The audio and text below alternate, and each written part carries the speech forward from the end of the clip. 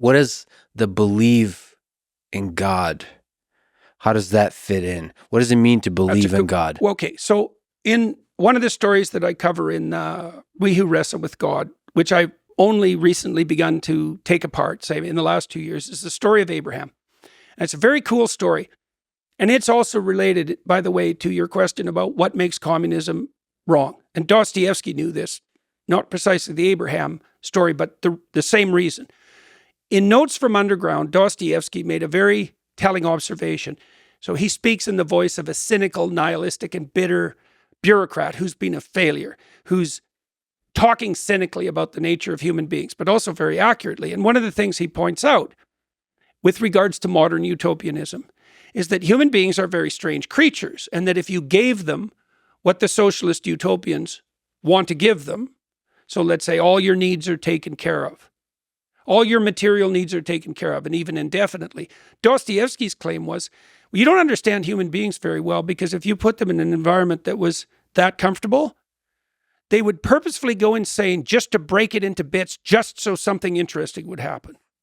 Right. And he says it's the human proclivity to curse and complain. And he says this in quite a cynic and caustic manner, but he's pointing to something deep, which is that we're not built for comfort and security. We're not infants. We're not after satiation. So then you might ask, well, what the hell are we after then? That's what the Abraham story addresses. And Abraham is the first true individual in the biblical narrative. So you could think about his story as the archetypal story of the developing individual. So you said, well, what's God? Well, in the Abraham story, God is characterized a lot of different ways in the classic religious texts. Like the Bible is actually a compilation of different characterizations of the divine, with the insistence that they reflect an underlying unity. In the story of Abraham, the divine is the call to adventure. So Abraham has the socialist utopia at hand. He's from a wealthy family, and he has everything he needs. And he actually doesn't do anything until he's in his 70s. Now, hypothetically, people in those times lived much longer. But a voice comes to Abraham, and it tells him something very specific.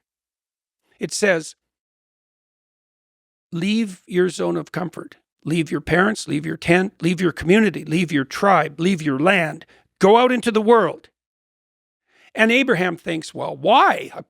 I've got naked slave girls peeling grapes and feeding them to me. It's like, what do I need an adventure for? And God tells them, and this is the covenant, by the way, part of the covenant that the God of the Israelites makes with his people. It's very, very specific. It's very brilliant. He says, if you follow the voice of adventure, you'll become a blessing to yourself. So that's a good deal, because people generally live at odds with themselves. And he says, God says, that's not all.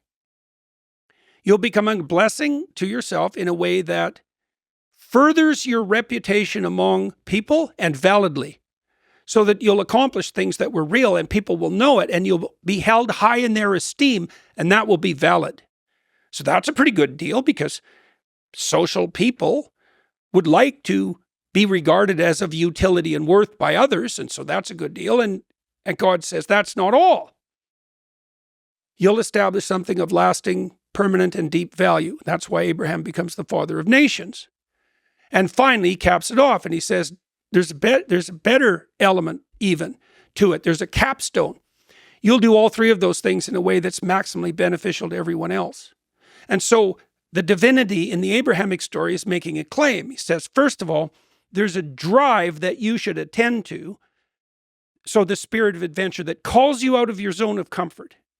Now, if you attend to that and you make the sacrifices necessary to follow that path, then the following benefits will accrue to you. Your life will be a blessing. Everyone will hold you in high esteem. You'll establish something of permanent value, and you'll do it in a way that's maximally beneficial to everyone else. And so think about what this means biologically, or from an engineering standpoint. It means that the instinct to develop that characterizes outward moving children, let's say, or adults, is the same instinct that allows for psychological stability, that allows for movement upward in a social hierarchy, that establishes something iterable, and that does that in a manner that allows everyone else to partake in the same process. Well, that's a good deal. And like, I can't see how it cannot be true, because the alternative hypothesis would be that the spirit that moves you beyond yourself to develop, the spirit of a curious child, let's say, what is that antithetical to your own esteem? Is that antithetical to other people's best interest? Is it not the thing that increases the probability that you'll do something permanent? That's a stupid theory. So God is a call to adventure with some constraints. A call to true adventure. To true adventure. True adventure. Yeah, and then that's a good observation, because that begs the question, what constitutes the most true adventure? Well, that's not fully fleshed out until, at least from the Christian perspective, let's say, that's not fully fleshed out until the Gospels, because the passion of Christ is you could say, this is the perfectly reasonable way of looking at it, the passion of Christ is the truest adventure of Abraham. That's a terrible thing, because the passion story is a catastrophic tragedy, although it obviously has its redemptive elements. But one of the things that's implied there is that there's no distinction between the true adventure of life and taking on the pathway of maximal responsibility and burden. And I can't see how that cannot be true. Like, because the counter hypothesis is, well, Lex, the best thing for you to do in your life is to shrink from all challenge and hide, right? To remain infantile, to remain secure, not to ever push yourself beyond your limits, not to take any risks. Well, no one thinks that's true. So basically, the maximally worthwhile adventure could possibly be highly correlated with the hardest possible available adventure. The hardest possible available adventure voluntarily undertaken. Does it have to be voluntary? It has voluntary? to be absolutely. How do you define voluntarily? Well, here's an example of that. That's a good question too. When Christ is the night before the crucifixion, which in principle he knows is coming, he asks God to relieve him of his burden, and understandably so. I mean, that's the scene famously in which he's literally sweating blood, because he knows what's coming. And the Romans designed crucifixion to be the most agonizing and humiliating possible. Agonizing, humiliating, and disgusting possible death.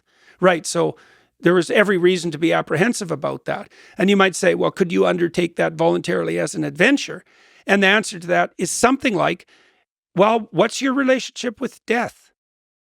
Like, that's a problem you have to solve. And you could fight it, and you could be bitter about it, and there's reasons for that, especially if it's painful and degrading. But the alternative is something like, well, it's what's fleshed out in religious imagery always. It's very difficult to cast into words. It's like, no, you welcome the struggle. That's why I called the book We Who Wrestle with God.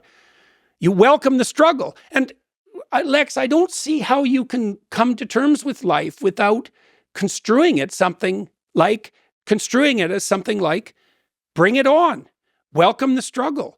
And I can't see that there's a limit to that. It's like, well, I welcome the struggle until it gets difficult. Well, so there's not a bell curve, like the struggle in moderation. Basically, you have to welcome whatever as hard as it gets.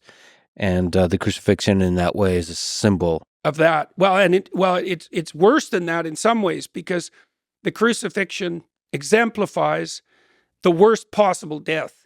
But that isn't the only element of the struggle, because mythologically, classically, after Christ's death, he harrows hell.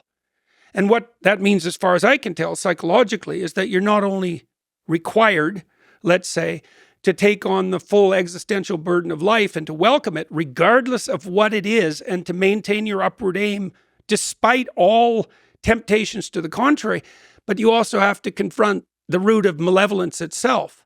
So it's not merely tragedy. And I think the malevolence is actually worse. And the reason I think that is because I know the literature on post-traumatic stress disorder. And most people who encounter, let's say, a challenge that's so brutal that it fragments them, it isn't mere suffering that does that to people. It's an encounter with malevolence that does that to people. Their own sometimes, often, by the way. Soldier will go out into a battlefield and find out that there's a part of him that really enjoys the mayhem.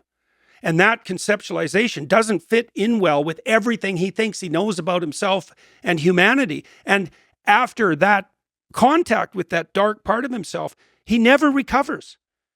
That happens to people. And it happens to people who encounter bad actors in the world too. If you're a naive person and the right narcissistic psychopath comes your way, you are in like mortal trouble because you might die, but that's not where the trouble ends.